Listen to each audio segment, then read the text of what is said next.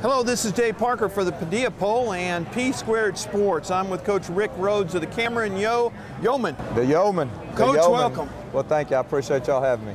Two state championships in a row, Coach. Well, we've been I've been very, very fortunate. We've had a great group of kids come through. I've got a great coaching staff. I know everybody probably says it, but I really believe I got the best coaching staff in the world. And they've done a great job with our kids. And anytime you win a state championship, there's luck involved. And we've had some times where things have gone our way. And tell me a little bit about this year's ball club and what you're looking for. This will be a different ball club. Last year we were very fortunate. We had a lot of kids coming back. We had 8 kids coming back on offense and 8 coming back on defense. Whereas this year we've only got we've got 3 coming back on each side of the ball. So we've got a good core coming back, but we'll end up playing a lot of young kids. Kind of a rebuilding.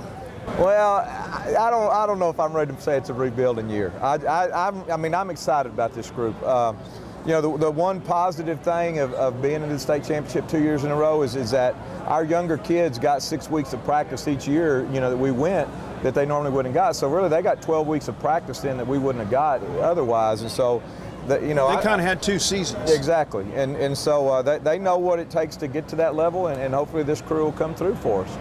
Okay, so you spent many years as an assistant coach. What's the difference between being an assistant coach and being the El Perro Grande, the big dog? Well, it's real simple. The buck stops. When you're an assistant, you're probably, if you have a good assistant's job. I work for Tim Kingsbury, and he told me one time, "You got the best job in the world." I was his defensive coordinator. And he was right, because all you do is you coach football. Mm-hmm. Now when you become the head coach, your job becomes a whole lot larger, and you deal with, not only just football, but dealing with, the relationship. The relationship. Hey, that happens in your life all the time. You got a siren going through your life. That's right. But you're dealing with relationships with your parents, relationships with your administration, relationships with your community. All those things are important if you're going to have a great program. And as a head coach, you've got to take care of those things.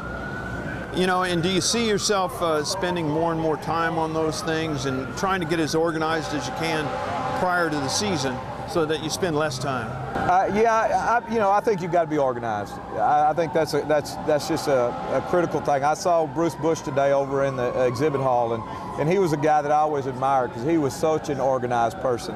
And I think you've got to be as a head coach. But if you can do that, if you can get it organized, I think you just got to keep your priorities straight. You got to understand that you're still a football coach, and you got to take care of your other responsibilities. But I could be honest, I could be the best athletic director in the world, but if I go 3-7, I'm not going to get to be an athletic director very long. Not going to last long. That's right. Tell me just maybe 2 or 3 big kids you're looking for, big things out of this year. Well, our running back, last year we went into the season really not knowing who our running back was going to be, and we had a young man, a sophomore, Trayon Smith, that came in and rushed for 2,300 yards, was MVP of the state championship game. So we're looking for big things from him. A receiver, Aaron Sims.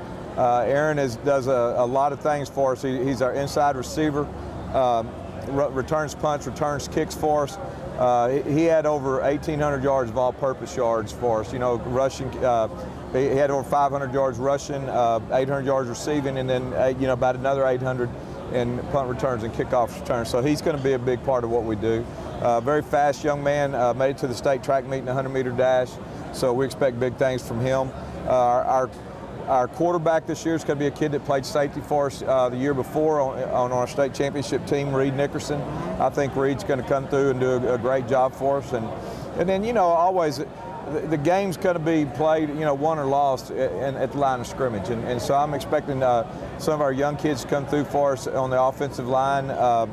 DeAndre Adams, Cody Eichenhorst, Jason Anastasia, those kids, I expect big things from them. Well, Coach, I just want to wish you good luck. I appreciate y'all having me on. It's a great opportunity to get to talk to you.